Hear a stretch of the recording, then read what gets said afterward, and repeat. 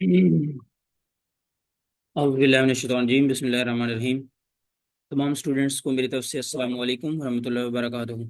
Student, जैसे कि आप जानते हैं, मल्टी वेरिएबल कैलकुलस की लेक्चर सीरीज को हमने स्टार्ट किया हुआ है और आज का हमारा टॉपिक है हाफ रेंज कोसाइन सीरीज।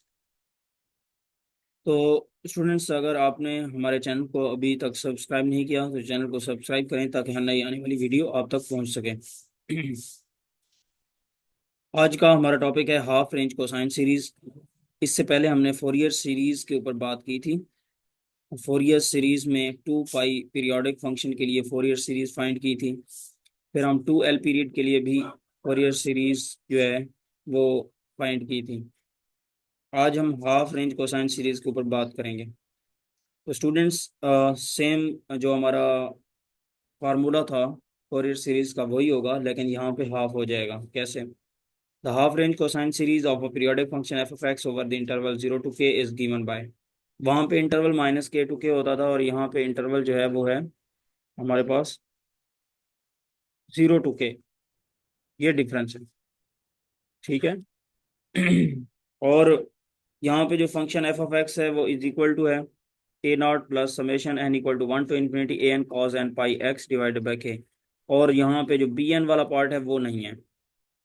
इसके बाद अगर हाफ कोसाइन सीरीज को फाइंड करना हो तो ये इसका फार्मूला है और इसमें दो हमारे पास कांस्टेंट आ रहे हैं, ए नॉट है और दूसरा ए एन है। तो इनकी वैल्यूज निकालने के लिए हमारे पास ए नॉट इक्वल होगा 1/k 0 to k F of X D X और A N is equal to होगा 2/k 0 to k F of X cos N pi x divided by K D x.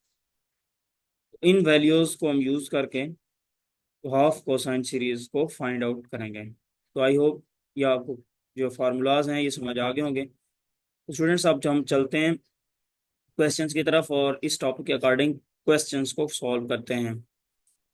हमारे पास problem number 1 है। Express F of X is equal to X as half range cosine series over 0 to 2। हमें एक function F of X given है और हमें half range cosine series को find करना है। इंटरवल भी गिवन है 0 to 2। तो we know that half range cosine series of interval 0 to k is this.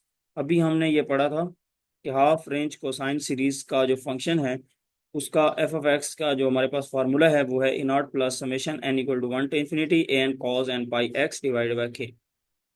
इसमें ए नॉट फाइंड करने के लिए ए नॉट का फार्मूला अभी मैंने यहाँ पे बताया था 1/k 0 to k F of X D x, ये वाला फार्मूला।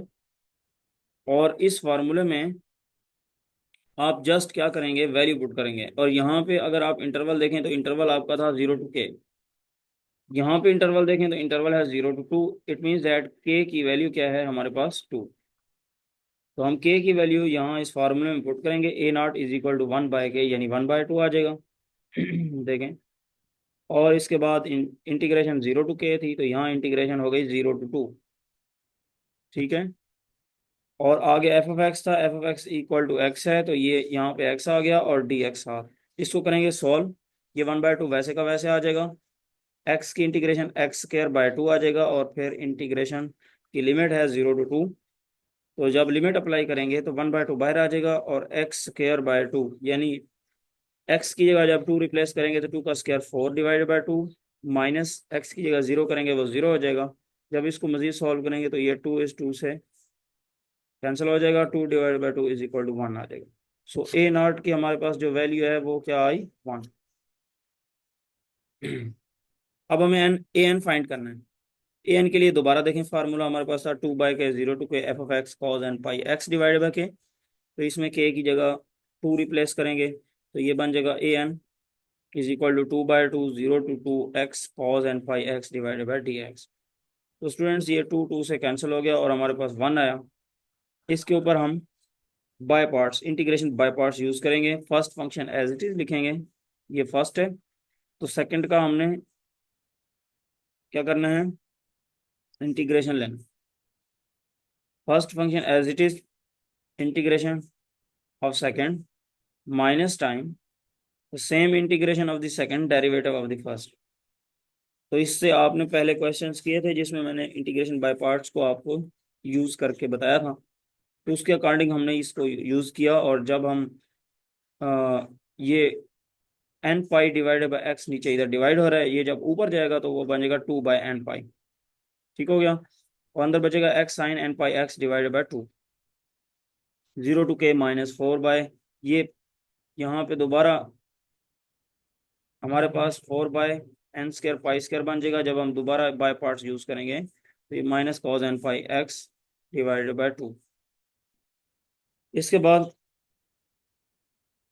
इस टर्म को देखें, इस टर्म में जब एन की जगह एक्स की जगह 2 रिप्लेस करेंगे अपर लिमिट, फिर साइन 2n पाई बन जाएगा, और नीचे 2 आएगा तो 2 से डिवाइड हो जाएगा, साइन एन पाई बनेगा। जब हम अपर लिमिट पुट करेंगे तो यहाँ बनेगा साइन एन पाई। तो साइन एन पाई आप जानते हैं, साइन एन पाई की वैल्यू होती है 0, तो इसलिए ये सारी टर्म 0 हो जाएगी। और जब हम लोअर लिमिट पुट करेंगे फिर भी एक्स की जगह 0 आएगा, तो साइन 0 0 होगा, और फिर भी मल्टीप्लाई होगा बाकियों से, तो सब 0 हो जाएगा। इसलिए इस टर्म की जो आंसर है हमने लिखा 0।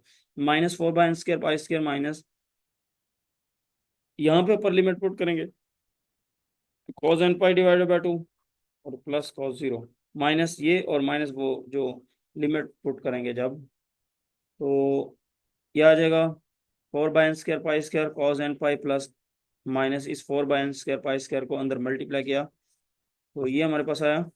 और इसके बाद हमने इसकी वैल्यू पुट कर दी। हम जानते हैं cos n पाई -1 होता है, cos 0 की वैल्यू 1 होती है, तो ये वैल्यू रिप्लेस की और यहाँ से 4/n² पाई² कॉमन आ गया, -1n-1, ये हमारे पास आंसर आ गया।